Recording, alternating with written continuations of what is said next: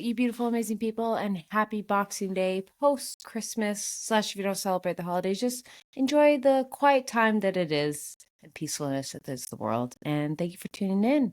And how are you feeling? I'm feeling good.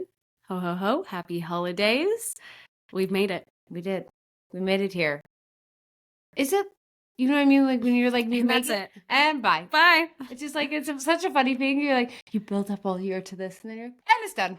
It kind of like is depressing to me in a way of being like, man, I thought I'd accomplish a little bit more. In the sense of like, I'm just like a overachiever when I make my New Year goals. And you know, like I have some pretty outrageous ones, but like might as well reach high because you are higher than what you probably would be, right? For sure. But do you feel that way? Always. Like you never like, just me? I was like, you just every year you have your vision board and just look back at it or your goals, and you're like, if you got a couple done, that's great. Yeah. Do you know what I mean? Especially for someone who does multiple. Like if you only had one and you didn't do it, okay, self-reflect, maybe a little, depending how big it was. But you know what I mean? It's just like, you know what, I got a couple things done. And like I think that's an important thing, especially in this little while.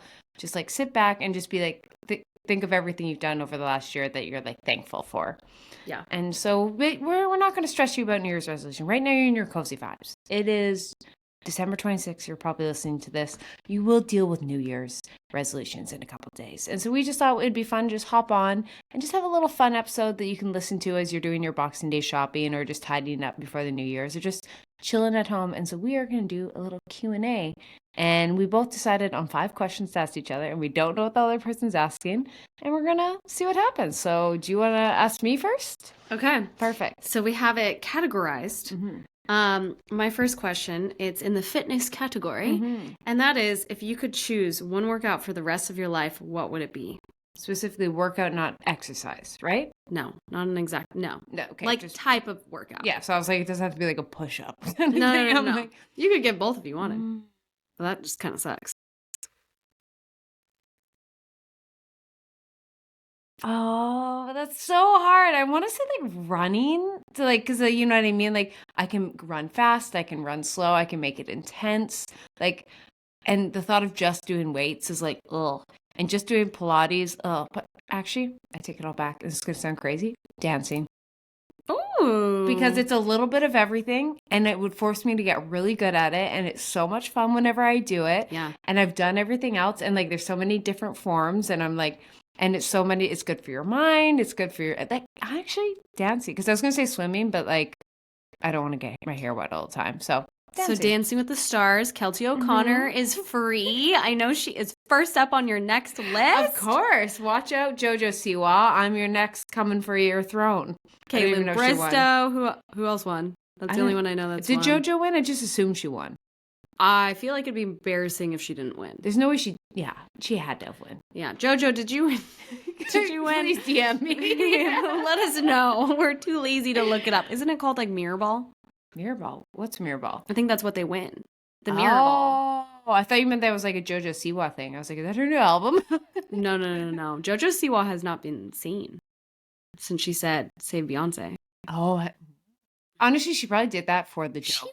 She did it for the joke. As much as you hate JoJo Siwa, you love that she's like so chronically online. Yeah. That she's in on it all. Honestly, it's like, you can't not be entertained by her. She committed to the bit. That's of Beyonce taking her. She may get sued potentially, but I did see something on TikTok being like, yo, JoJo Siwa's in Hawaii and she was with her girlfriend and like literally like on her phone. Like they were laying by the beach. She's scrolling on her phone. She's like, I'm going to make people sweat. And I'm sure by now because it's now in December, but in the moment that we're filming this, we hope you're okay. Yeah. This could either go really good or really bad. I mean, it aged really bad if she's not, but I think we all know JoJo is in on the bet. And definitely. I respect, and she always does what we don't expect. There we go. Karma's a bitch. You should have known It got stuck and we all know the words. All you can make as much fun of her as possible. We all know the words. I love that song. I love that song. JoJo, you just have to you can't hate on her. I think respect the game. I think the only time I was like, honey, no, like this is when you can't be famous that young, was when she was like taking a half G of Tito's like to her freaking concerts and drinking them, and you knew it was just water in the Tito's, and you were like, something I would have done at 21 too. I know, but you gotta respect it at the same time. It's like, she's just 21. She's just 21, she's guys. just being 21. Let her be 21. Let her get drunk at Disneyland. That's why I was like, she's like quintessential 21 with a epitome of so much fame and leaning into it. Yeah. Like, I think that's what I love about it. It's like, I'm not saying I'm like a JoJo stan or anything, but I'm like, she's young, she's admitted, and she's just, it's wild. Definitely. Wild to watch. Definitely. But I also, I mean, JoJo, if you're listening, because I'm sure she listens to this podcast, like, why the Tito's handle? Why not a hydro flask? Why not anything? Like, with the Tito's, if you are drinking it like that, like, props to you, I'd be dead. But also, I'm not 21 anymore. So impressive. I love the singer JoJo that will date me now. Okay. It's just too little too late. My friend, I was like, I went to an event, The Knot. You guys remember this? I raved about it. I was so excited and met her, and she's super cool girly, right? My friend was like, you love JoJo Siwa, don't you? And I was like, wait, what? And I was like, who? And I'm like, JoJo Siwa? I mean, she seems cool. I like her music. And she was like, yeah, she was at that Knot event. And I was like, first off, JoJo Siwa is like too young to really get married at the moment. And this was years ago, so I didn't think she was like 21. And two, it is JoJo from like our childhood. And she was like, oh shit, I thought you meant JoJo Siwa. And I was like, no. But funny. Both of them are cool. Whatever. Do your thing, girl. Love it. Have those Tito's. My fitness question for you, not the Tito's question, is if you could redo your fitness journey from the start, what is the biggest thing you'd change? Oh my God, that's a good question. What would I charge? I feel like I would have, when I was in college, I picked up CrossFit. That's like everything that started with my fitness journey was like, oh, I'm going to try CrossFit to get fit again. And I was like part of the club and I really liked it. And then I stopped because I didn't have friends in it. And it's as many reps as you can do as fast as you can do. And that was like harming me just because like I would get too competitive and not focus on my form. That's like my fault, not CrossFit's fault. But I feel like I didn't really like optimize that time in my college where like I had access to all these classes that were like $50 for the semester. It was so affordable. I could have gotten my like my personal training way back then. I could have like gotten just all these other like certifications and like counted them towards school credit, and they would have been like a lot more affordable. And just, I mean, I meet girls now that are in the college years, and like we didn't really have Instagram back then. It was like photos, we didn't really know. I didn't watch YouTubers. So I figured everything else on my own, but I would have liked that at that young age and like really enjoyed like my just like fitness journey career in college. And like it would have just saved me a lot of heartache and a lot of like trial and error if I just like had looked online and like had those kinds of resources that people do now. Because it was like pictures of like Taylor Chamberlain's meal prep back then. And like I didn't even know who that was. It wasn't until out of college that I really figured that out. I don't even know if that was a thing back in college, not to date us, but I think that's what I would have changed is just like maybe looking more into it and like just utilizing my resources. So if you're in college, like utilize it now. Cause I know I could have gotten like even my diving certification count as credits, and it would have been so much more affordable than now. Like little things like that. Pick up your hobbies in college. Don't like waste your time on a boy. I love that. That's what I say.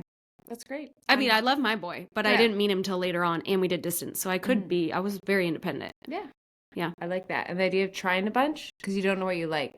So, don't stick it down one wormhole until you tried a bunch of things. Definitely. Definitely. So next topic is work. Okay. So what is the worst part about your job that others wouldn't realize? I don't want to hear the cookie cutter answer. What would be I'm like, I don't know what the cookie cutter answer would be, but obviously I'm very like privileged to be a YouTuber, and I definitely love it. And like, there's way harder jobs in the world. Like there's brain surgeons and ER nurses and people in the military. I'm not going to sit here and be like, this is the hardest thing, but it's the like no days off in the sense of like, yes, you can, this is like the false illusion. And like, of course I could just never post again. So it's like, but you have to post every week, and like you pick like an upload schedule, and like how the algorithm works, and you have to be a part of people's routine is every single week you have to have a video, and that's just kind of the name of it. And like, once again, I could just post, but then you're not going to succeed in this. It's like, and I can't call in sick and be like, oh, I'm not posting this week. And so it's just like, as soon as the video's done, you're like, oh, nice. But just kidding. What's the next one? And it's like the never turning off.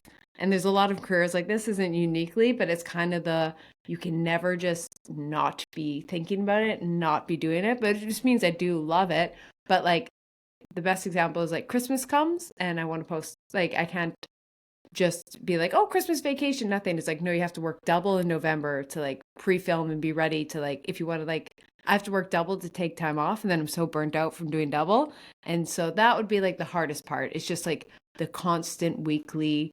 And sometimes I'm physically exhausted from it. And sometimes I'm mentally exhausted from it. Cause like just coming up with new ideas and like, you're not really sure what people want and you can research so much and you have a gut feeling, but it's just a lot of unknown, I guess. It's just like the consistent upload schedule due to just like the nature of it and just and that'd be, but I've got a lot better. I think you learn tactics to how to handle burnout, and that comes with maturity in any job, and like I'm a lot better at it, so I have systems made up so I can handle it. And so that's why I was like, come strength, and like it's not as hard on me as it used to be, because you just learn a bit more and lean into a team. But I think that would be the hardest part if I had to guess. So if you don't post every single week, you're punished by YouTube? Well, it's more of like, it's not like YouTube sitting there like, oh yeah, you post every week, but it's kind of one of those, like the best way you could think about it in this is like you become a part of someone's routine, and you know what I mean? And so like I do take a couple weeks off, and I've learned you can take some time off. That was also another lesson. Like I usually take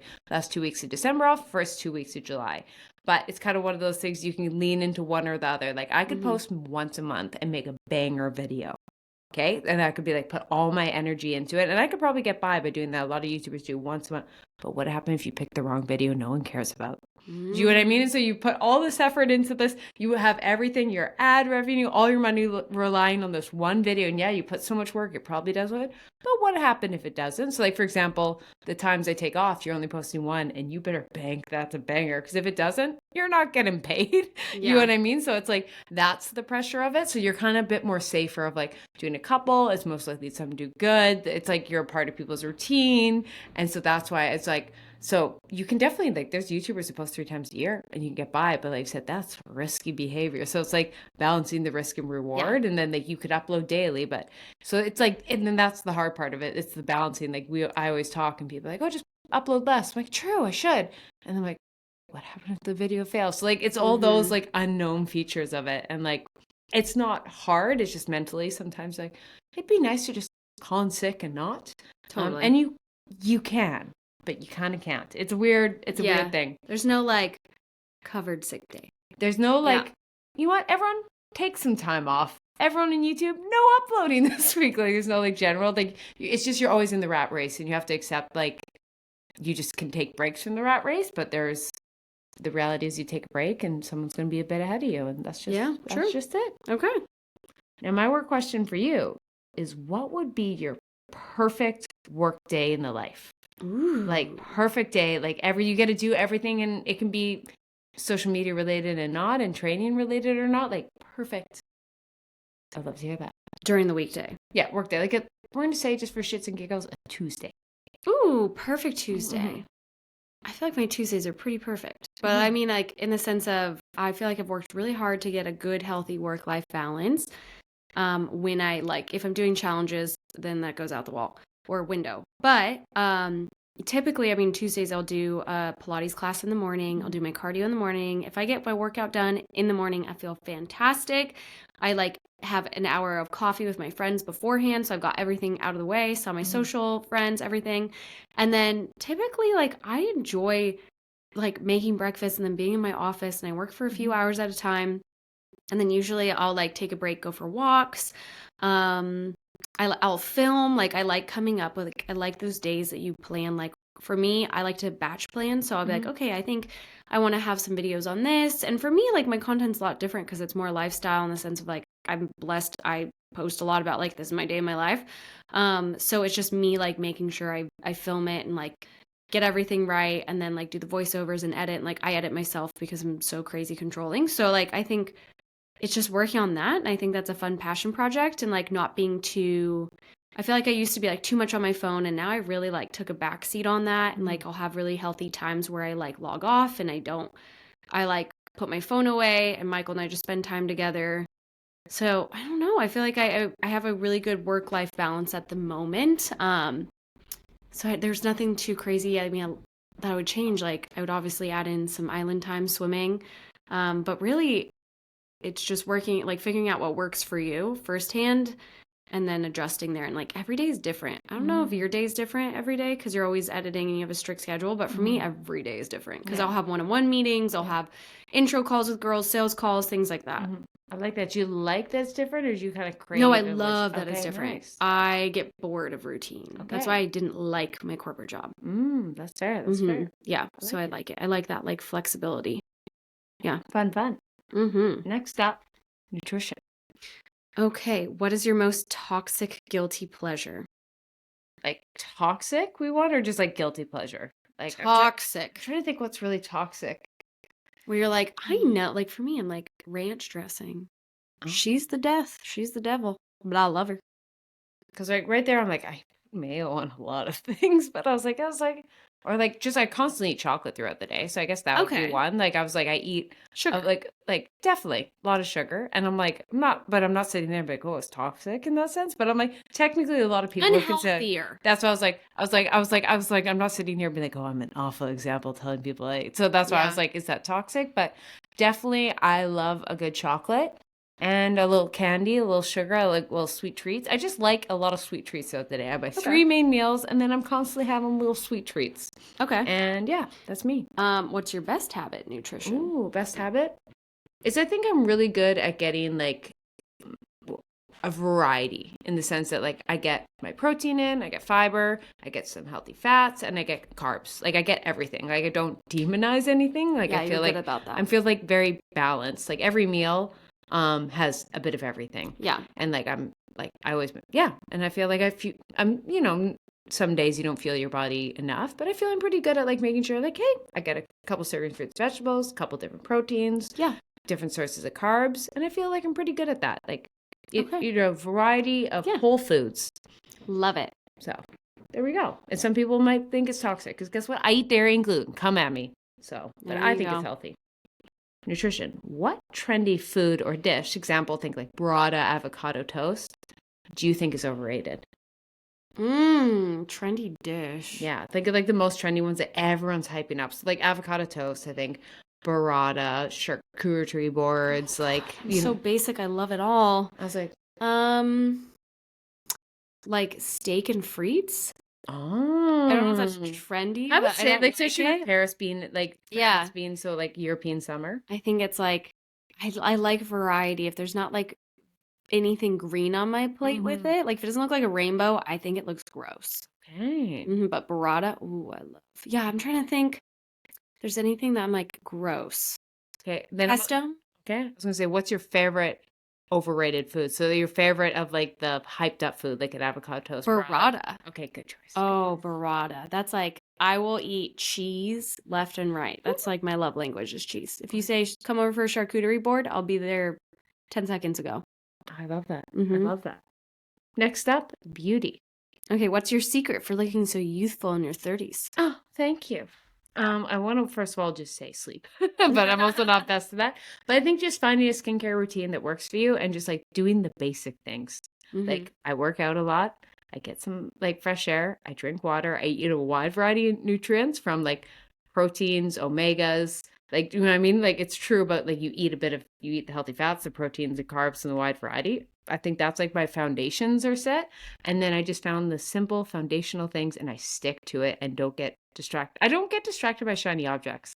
I think I'm very like untrustworthy of things. Like I don't trust like new trends. Like I'll try everything, but for me to actually, I'll try anything, but to incorporate it into my routine, like I have to really try. So to get a new skincare product, I'm not like, I don't see something on TikTok that's new and trendy. Like I have to get it. I'm like, I'm going to research this for 6 months and wait till I think it's like fully, and then I might try it. Yeah. So like I don't have a big skincare cabinet. Like every time I bring in a new product, it's like one and I test it.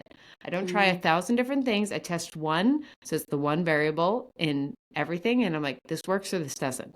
Okay. And so slowly after like 8 years or so, first of all, thank you for saying I'm youthful in my 30s. Thank you. I appreciate that compliment.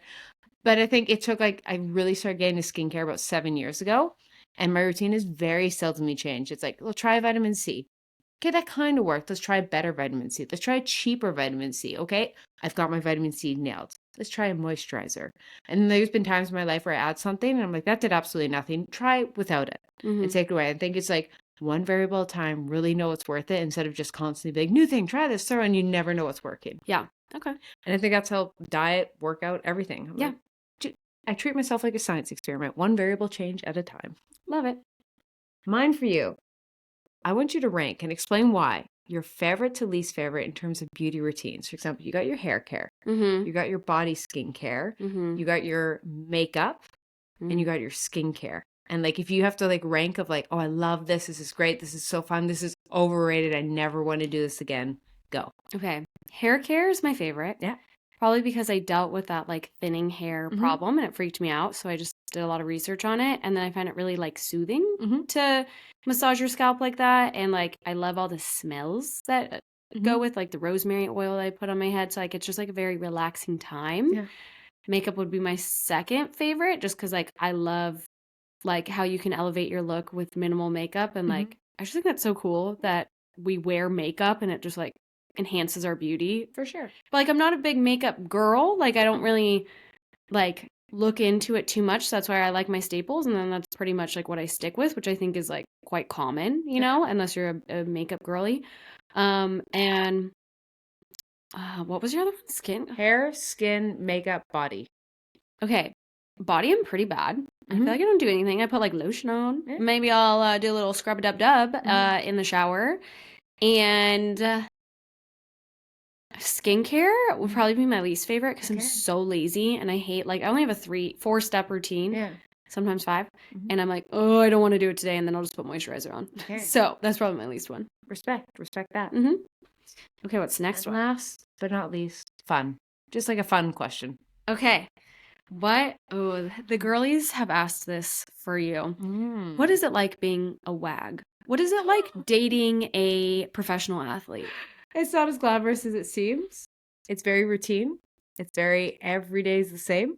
It's very like you get up, like his routine is they're so routine based. So it's very much like they get up, go to the gym, eat, sit on the couch, go to bed. They're like a dog. They're very lazy. Like I think it's like people think it's because they have to recover so much. Yeah. So I think it's like this glamorous. And don't get me wrong, it's really fun to be a part of the team.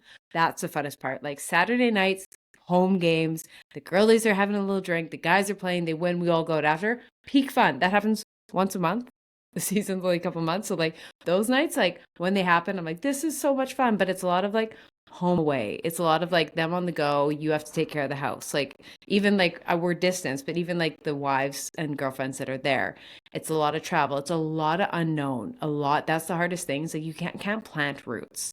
You can't like, it's been a hard time. We can't just like build a house. Like obviously there's like the quadruple, people who sign like $20 million a year contracts and they can buy a new house everywhere they go and just sell it. But the average person of a professional athlete, even the ones who sign $1 million contracts, by the time taxes and all that, they don't have the income to just like buy a new house, move all there. So it's like when you don't have a contract, or even if you have a contract, you don't know where you'll be next year. So like setting up roots and like at the drop of a dime, it could be like, just kidding, I'm moving to a new country. And you're like, oh, bye. Like it's really sad. Like for example, this one girl on the team last year I got really close with. And then they didn't sign again, and I'll probably never see her again. And like, it really hurts. And you just kind of eventually all accept that's part of it. You're like, all you can do is like be in the present, enjoy this chapter, and like it could be gone tomorrow due to like injury. So it's just like there's so much unknown, but then at the same time, it is so much fun. Suddenly being part of a team, like I love it. So like I feel very blessed for this life, and there's a lot of like privileges, like especially it's not like they're like broke, or anything. Like we, it's well-paying job. Like we feel to be a part of the team, supported, and it's like a really fun career. But I think like there's a lot of weird mental things that is like abnormal, and I just especially think for people with like kids, that's like a scary one. Is like you could have your kids in kindergarten, and then suddenly the dad's traded to another country, and you're like, oh, does the mom stay? Does the mom get the kids and put them in a new school? So I think that like the unknown and just like the getting up and going with your job is unexpected. Like you don't really see it till you're in it, and you're like, oh, that's odd way to live. Do you ever hear of shadiness happen with relationships? I feel like I associate professional athletes with that because you hear it so often. I definitely, it was the funny thing, like I was maybe skeptical at the start. Like when I found out he was a professional athlete, I was very like, like I had like my guard up. Like it took a long time for me to like trust because like you hear all those horror stories, but like I'm lucky. I've never witnessed anything like that. Just like I think we're lucky. Like I'm sure, obviously it does have. I've heard stories, but like personally related, I've never witnessed anything. Like we've been lucky the group we're with and like the people Megs are friends with. Like there's none of that monkey business. So I feel so lucky because I feel like I've dealt with that in the past, even with teams of like, you know what I mean? Someone's cheating on someone and just having played sports and you hear that and that is so hard. And like, I don't know what I'd do if I heard someone was with someone else and he's got a wife, girlfriend. I'm like, and I know that happens. You hear those stories, but like, and it's true, I've heard those stories, but I feel lucky, like I've never, obviously, knock on wood, been involved in any of that. And I feel very blessed that like I'm just happened, I lucked out in that sense. That hasn't been something I've had to deal with. That is nice. Okay. And for fun, if you were only allowed to listen to one Taylor Swift the rest of your life, what would it be? Only one. Enchanted. Easy answer. Easy. You could like multiple times and just be like fine. Oh, I fucking love Enchanted. Okay. That is my jam. That's like, I listen to it on the reg. You can sing it high, you can sing it low, you can like just get to certain parts. Enchanted. Love. Okay. I was curious if you'd go like soft or banger. So there we go. I feel like it's both. I was going to say it starts off small. Yeah. And then it starts off loud. It has a bit of everything. So I was like, belt and cry or smile. It's great. I was going to say, I was like, that. I would not have thought that, but as soon as you said it, I was like, great choice. Great choice. Thank you. Not you belong with me. The token, like most overplayed Taylor Swift song. Yeah, absolutely. Actually, no. You know what is the worst Taylor Swift song due to overplay? Shake It Off. 100%. I knew you were gonna say that, you little fucking hater. No, I was gonna say, but if you had to pick one, that it was like if you said that, it was like, how would you still pick that as your favorite I knew song? you hated Shake It Off. I didn't hate it, but I was saying like you said she better not play Shake It Off at the concert. I was joking around. But obviously, you hated Shake It Off. Huh? I never say hate it, but like I was like, she's scared of the Swifties coming after her. I am, because I saying jokingly like she better like it is like the most overplayed. I'm like, of all songs, like if I could only pick Taylor Swift, I'm like that's my least favorite because the radio killed it. Is it the worst song? So it was like the radio killed it. It's not the worst song. It's like you couldn't escape it. Yeah. And I'm trying to think of like one of my least favorite song from her. I really don't like the sad ones that are like have to do with death. Maybe those, but like as for like overplayed, I like them all. Okay, that's fair. I will say it's not a bad song. I just like there was a 3-year gap. We could not escape that in an elevator, and I'm like no song. My favorite songs couldn't escape it. Bohemian Rhapsody. Gonna play. Haters gonna hate. Keltie. I'll still sing it. When I'm drunk, I'll belt that thing. Players gonna play. And I'm gonna do the dance to. I'm gonna go all out. But like, if you had to ask me, gun to my head, what's my like the one that makes my ears bleed the most? Is Shake It Off. And it's not her fault. It's the radio. It was so good. The radio killed it. Honestly, you go. Props. Just like Paris or like what's it? The whole Chainsmokers, those poor guys. Oh, I still like them. But you know what I mean? Everyone like hates them because the radio killed, overplayed all their songs so much that if Closer comes on, your ears bleed. Because that's all so it's the exact same thing. It was so good. It got ruined. Shake It Off was so good. It got destroyed. I had to work at my dad's church once, and it was once I was 7 years old. Oh, yeah. And I had to work like 4 of the like, what's it called? Services to that song. And I was like, it's miserable. I cannot listen to that song. I'm like, I can tolerate a lot of songs. That song, I'm like, skip it immediately. I got a little hot take. You know who might be the most hated but loved singer? Who? Poor man, Ed Sheeran. The radio, like they love him. And he's most universal. Like it's music everyone loves. But I mean, sometimes you hear that and it's just like, I cannot hear it. When the legs don't work. I was like, as soon as you hear it, you're just off. You're like, everyone's like, that was my wedding song. You're like, not anymore. He's the most talented person. His music, it's so good, but they abuse it that if I hear it, I'm just off. Do you think he knows? Fully. Do you think people are like, God damn it, now I'm going to hate that song? I think every day when the millions of dollars of royalty rolls into his pocket, he's like, I'm okay with this. He's like, sorry, but nah. And he's like, oh, new concert?